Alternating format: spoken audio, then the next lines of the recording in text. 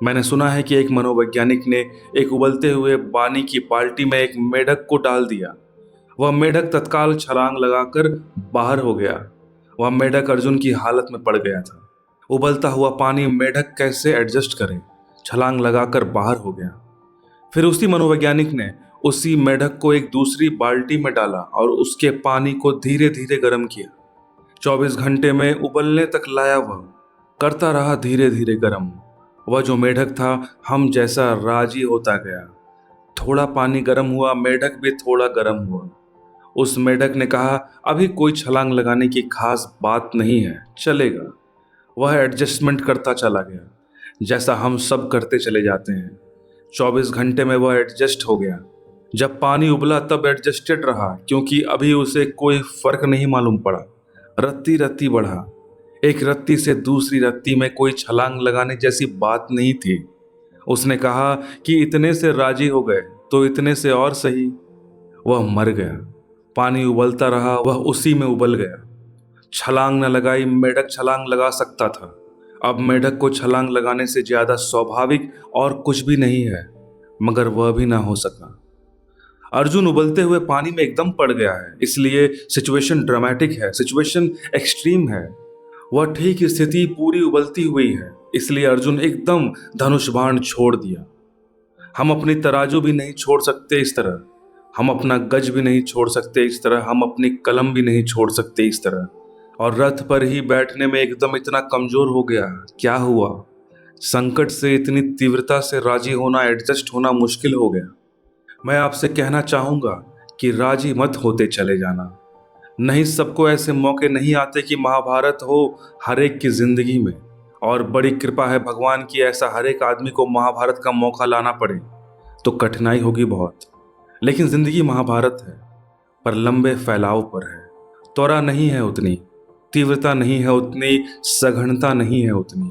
धीमे धीमे सब होता रहता है। मौत आ जाती है और हम एडजस्ट होते चले जाते हैं, हम समायोजित होते चले जाते हैं, और तब जिंदगी में क्रांति नहीं हो पाती। अर्जुन की जिंदगी में क्रांति निश्चित है, इधर या उधर उसे क्रांति से गुजरना ही पड़ेगा। पानी उबलता हुआ है, ऐसी जगह है जहां उसे कुछ ना कुछ करना ही होगा।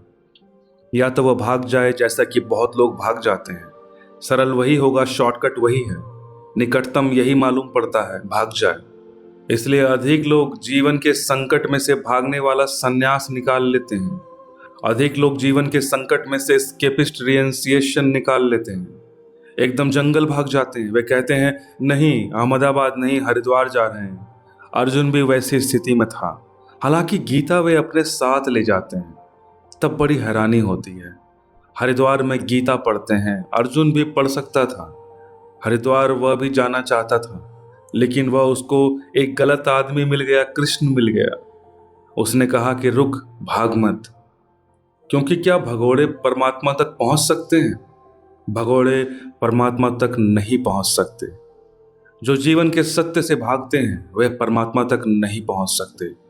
जो जीवन का ही साक्षात्कार करने में असमर्थ हैं वे परमात्मा का साक्षात्कार नहीं कर सकते, क्योंकि जो जीवन को ही देखकर शिथिलगात हो जाते हैं, उनके गांडीव छूट जाते हैं हाथ से, जिनके रोएं कांपने लगते हैं और जिनके प्राण थरथराने लगते हैं, जीवन को ही देखकर, नहीं, परमात्मा के समक्ष वे खड़े नहीं हो सकेंगे। जीवन तैयारी है, जीवन कदम कदम तैयारी है उस विराट सत्य के साक्षात्कार की, इनकाउंटर की। और अर्जुन तो जीवन के एक छोटे से तथ्य से ही भाग चला जा रहा है, लेकिन भागने की तैयारी उसकी पूरी हो गई है। अब वह बड़े मजे की बात है कि वह रथ पर नहीं चढ़ पाता। वह कहता है रथ पर चढ़ने की भी शक्ति नहीं है। लेकिन अगर उससे कहो कि भाग जाओ जंगल की तरफ तो बड़ी शक्ति पाएगा, अभी भाग जाएगा, एकदम इतनी तेजी से दौड़ेगा जितनी तेजी से कभी नहीं दौड़ा है। जो आदमी जिंदगी से लड़ने की सामर्थ्य नहीं जुटा पा रहा है वह भागने के लिए जुटा लेता है। सामर्थ्य की तो कमी कहीं मालूम नहीं पड़ती, शक्ति की तो कमी कहीं मालूम नहीं पड़ती, शक्ति तो है। अगर कृष्ण उसे कहें छोड़ सब तो वह बड़ा प्रफुल्ल हो जाएगा, लेकिन यह प्रफुल्लता ज्यादा देर टिकेगी नहीं। और अगर अर्जुन जंगल चला जाए तो थोड़ी देर में ही उदास हो जाएगा। बैठ भी जाए वह सन्यासी के वेश में एक वृक्ष के नीचे तो थोड़ी देर में ही जंगल में से ही लकड़ी वगैरह बटोर कर वह तीर कमान बना लेगा।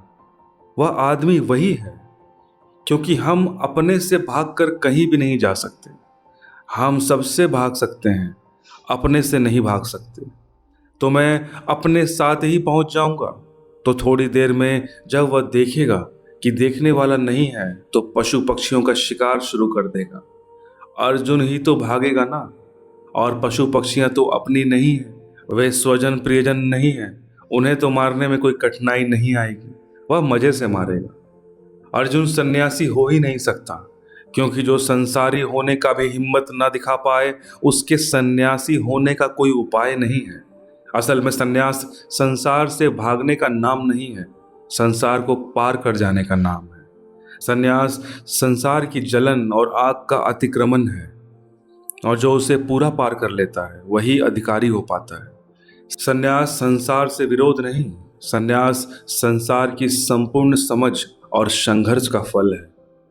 सन्यास की स्थिति में आ गया है वह, पलायनवादी हो तब तो अभी रास्ता है उसके सामने, अगर संघर्ष में जाए तो है। अब पूरी गीता उसके गाद की शिथिलता को मिटाने के लिए है, उसे वापस संकल्पवान होने के हैं, और उसे वापस शक्ति, संकल्प, वापस व्यक्तित्व और आत्मवान बनाने की पूरी चेष्टा है।